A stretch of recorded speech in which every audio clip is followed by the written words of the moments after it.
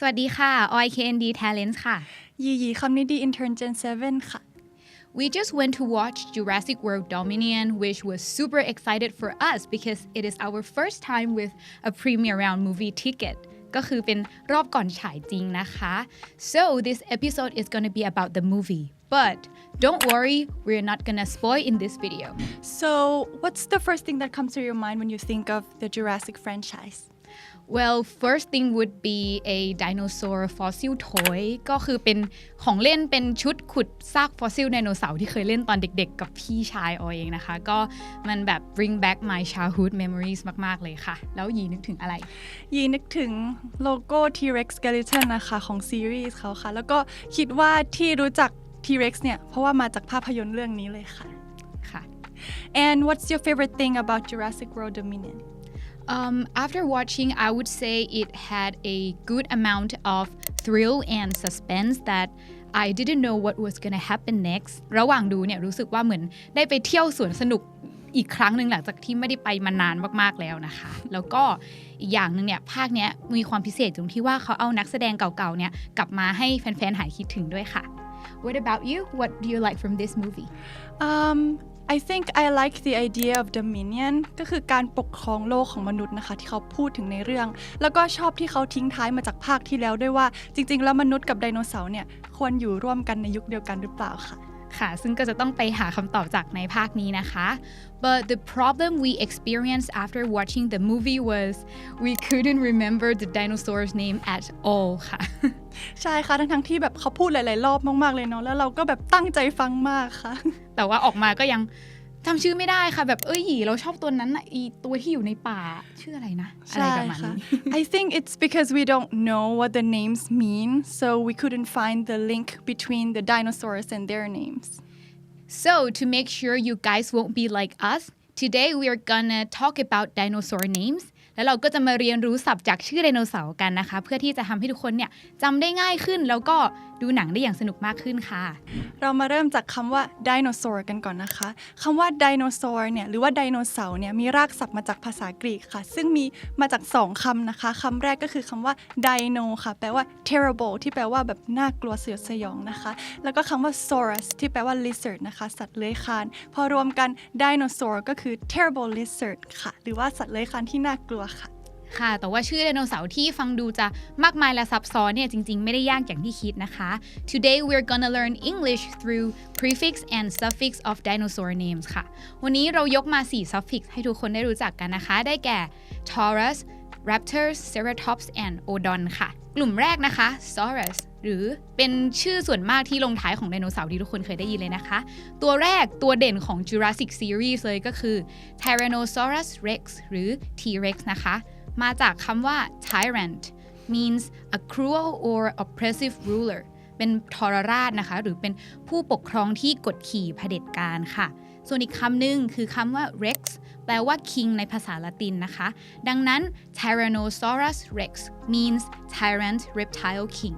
ด้วยความสามารถที่เป็นนักล่าอันดับหนึ่งนะคะอันดับต้นๆของห่วงโซ่อาหารเลยเนี่ยมันจึงยังถูกเรียกว่าเป็น a king of dinosaurs อีกด้วยค่ะหลายๆคนอาจจะคุ้นชินกับเจ้า T-Rex นะคะแล้วก็คิดว่ามันเนี่ยเป็นไดโนเสาร์กินเนื้อที่ตัวใหญ่มากๆแล้วแต่จริงๆแล้วเนี่ยยังมีตัวที่ตัวใหญ่กว่านั้นนะคะเจ้าตัวนี้เนี่ยเป็น one of the largest carnivorous dinosaur that we've discovered เจ้าตัวนี้มีชื่อว่า Giganotosaurus ค่ะคำว่า Giga เนี่ยแปลว่า billion นะคะหรือว่าพันล้านหลายๆคนอาจจะเคยได้ยินคำนี้แล้วเนาะจากคำว่า gigabyte เป็นหน่วยความจำในคอมพิวเตอร์นะคะ 1,000 ล้านไบต์นะคะหรือว่าคำนี้อาจจะแปลว่า gigantic หรือว่าใหญ่มากๆก็ได้ด้วยค่ะส่วนตรงกลางของชื่อมันนะคะ Notos เนี่ยแปลว่า south wind นะคะเป็นชื่อของเทพเจ้ากรีกที่เป็นเทพเจ้าแห่งลมค่ะชื่อของมันรวมกันเนี่ย Giganotosaurus เนี่ยนะคะก็เขาก็เลยแปลว่า giant southern lizard ค่ะตัวถัดมานะคะคือ Brachiosaurus Brachio เนี่ยแปลว่า arm หรือ upper arm นะคะซึ่งถ้าสำหรับไดโนเสาร์ก็จะเป็นขาหน้าเนาะ Brachiosaurus is a very large plant-eating dinosaur which has a very long neck ซึ่งหลายคนรวมถึงออยด้วยเนี่ยจะมีความคิดติดตานิดนึงว่ามันคือไดโนเสาร์พันคอยาวแต่ว่าชื่อของมันเนี่ยตั้งมาจากลักษณะ longer arm proportions compared to its back leg นะคะก็คือสัดส่วนของขาหน้าของมันที่ยาวกว่าขาหลังแตกต่างจากสายพันธุ์อื่นนั่นเองค่ะอีกไดโนเสาร์สายพันธุ์หนึ่งนะคะที่มีลักษณะทางร่างกายที่โดดเด่นมากๆนะคะตัวนี้หลายๆคนอาจจะเคยเห็นจากภาคก่อนๆแล้วนะคะตัวนี้มีชื่อว่า Dilophosaurus ค่ะคำว่า D หรือว่า di เนี่ยนะคะแปลว่า2ค่ะ Lopho ตรงกลางเนี่ยแปลว่า crest หรือว่าหงอนนะคะอันนี้หลายๆคนอาจจะพอเดาได้แล้วว่ามันหน้าตายังไงคะเจ้าตัวนี้เนี่ยมีหงอน2อันอยู่บนหัวนะคะชื่อของมันเต็มๆ Dilophosaurus ก็คือ two-crested lizard ค่ะตัวนี้เนี่ย interesting fact scientists still don't know what the crests are for so they hypothesized that the crests were used to signal other animals ตระกูลต่อไปนะคะตระกูล raptor ค่ะหลายๆคนอาจจะเคยได้ยินคำว่านก raptor นะคะซึ่งเป็นนกที่ล่าสัตว์อื่นกินเป็นอาหารแต่ว่าหยีไปอ่านเจอมาว่าคำว่า raptor เนี่ยมีรากศัพท์มาจากภาษาละตินนะคะที่แปลว่า to seize or to take by force ค่ะหรือแปลว่า thief ค่ะที่แปลว่าขโมยค่ะค่ะ raptor ตัวแรกนะคะก็คือ velociraptor มาจากคำว่า velocity ที่แปลว่าความเร็วนะคะ Velociraptor also have another nickname which is speedy thief or a quick thief. They could run 65 to 100 kilometers per hour, which is fast enough to outrun other dinosaurs. นอกจากนี้นะคะสายพันธุ์นี้เนี่ยก็ยังเป็นสายพันธุ์ของน้องบลูหรือว่าเป็นสายพันธุ์ที่โอเวนเกรดี้พระเอกของหนังเนี่ยทำการฝึกฝนนั่นเองค่ะตัวต่อไปนะคะ one of my favorites มีชื่อว่า Pyroraptor ค่ะคำว่า Pyro เนี่ยแปลว่า fire หรือไฟนะคะบางคนอาจจะเคยได้ยินคำว่า pyromania นะคะเป็นโรคทางจิตประเภทหนึ่งที่ผู้ป่วยเนี่ยชอบวางเพลิงค่ะ pyromania ค่ะชื่อของมันรวมกันก็คือ Pyroraptor ค่ะ fire thief ค่ะซึ่งเจ้าตัวเนี้ยมีที่มาที่ไปที่น่าสนใจมากนะคะที่มันมีชื่อว่า Pyroraptor เนี่ยเพราะว่าซากของมันเนี่ยถูกค้นพบหลังจากไฟป่าค่ะเขาก็เลยตั้งชื่อมันว่า Pyroraptor ค่ะ fire thief ค่ะ Raptor ตัวสุดท้ายนะคะ Oviraptorมาจากคำว่า ovi ที่แปลว่าไข่นะคะหรือว่าเป็นคำอื่นที่คล้ายกันอย่างเช่น oviform form แปลว่ารูปร่างเนาะ oviform ก็คือ egg shape ค่ะหรือประมาณว่าทรงวงรีนั่นเองนะคะ so Oviraptor means egg thief หรือก็คือโจรขโมยไข่นั่นเองค่ะ but actually this is kind of sad story because people misunderstood Oviraptor were stealing eggs from other dinosaurs but years later they were found that those eggs were their own eggs ก็คือมันถูกเข้าใจผิดนะคะมันเป็นไข่ของมันเองไม่ได้ไปขโมยไข่มาจากไดโนเสาร์ตัวอื่นค่ะตระกูลต่อไปนะคะตระกูล Ceratops ค่ะ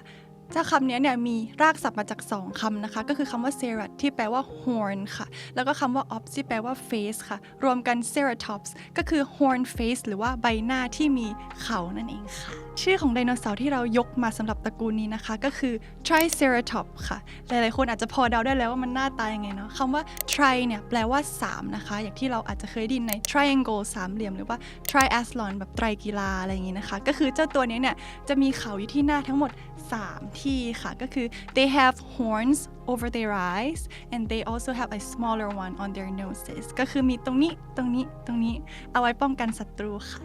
กลุ่มสุดท้ายค่ะคือ odon ที่แปลว่าฟันนะคะในฐานะที่เป็นหมอฟันเนี่ยก็อดไม่ได้ที่จะขอหยิบยกกลุ่มนี้มาให้ทุกคนรู้จักนะคะตัวที่นำมาให้ทุกคนรู้จักวันนี้ก็คือ pteranodon มาจาก2คำค่ะคือ pteron and anodon ค่ะ pteron means wing ค่ะแต่ว่ามีความน่าสนใจของคำนี้นะคะอยู่ที่มันสะกดด้วยตัว pt นะคะแต่เป็น silent p เลยออกแค่ตัว t ฉะนั้น pteron pteron means wingคำถัดมาคือ anodon นะคะคือการเติมอะหรือ an ที่แปลว่าไม่ไปหน้าคำว่า odon so anodon means toothless so pteranodon is a large flying reptile which has no teeth ตัวอย่างคำที่น่าสนใจนะคะ odontology หรือทันตวิทยาค่ะก็เป็นวิชาที่ศึกษาเกี่ยวกับฟันค่ะ last but not least one of my favorites Dreadnoughtusคำว่า dread เนี่ยแปลว่า fear นะคะหรือว่าความกลัวค่ะ not เนี่ยก็คือ nothing ค่ะแปลตรงๆเจ้าตัวนี้ก็คือ Dreadnoughtus fear nothing ค่ะ and even though they were herbivorous scientists think that they would have feared nothing because they were super gigantic and hence the name Dreadnoughtus มาสรุปศัพท์ที่ได้ในวันนี้กันนะคะคำแรก tyrant แปลว่าผู้ปกครองที่กดขี่ค่ะคำที่2นะคะกิกะค่ะแปลว่าใหญ่มากๆค่ะคำที่3สอนนับเลขนะคะไดแปลว่า2ไตรแปลว่า3ค่ะคำที่4ค่ะ velocity แปลว่าความเร็วค่ะ คำที่5 pyro ค่ะ แปลว่าไฟ คำที่6ค่ะ ovi ค่ะ แปลว่าไข่ค่ะ คำที่7ค่ะ odon แปลว่าฟันค่ะ คำที่8ค่ะ dread ค่ะ แปลว่าความกลัวค่ะ และคำสุดท้ายนะคะ dominion แปลว่าผู้ปกครองหรืออาณาจักรที่ปกครองก็ได้ค่ะ so I've mentioned a lot of my favorites what's yours It would be Brachiosaurus because back then I watched Jurassic series when I was a girl and I was scared of all meat-eating dinosaur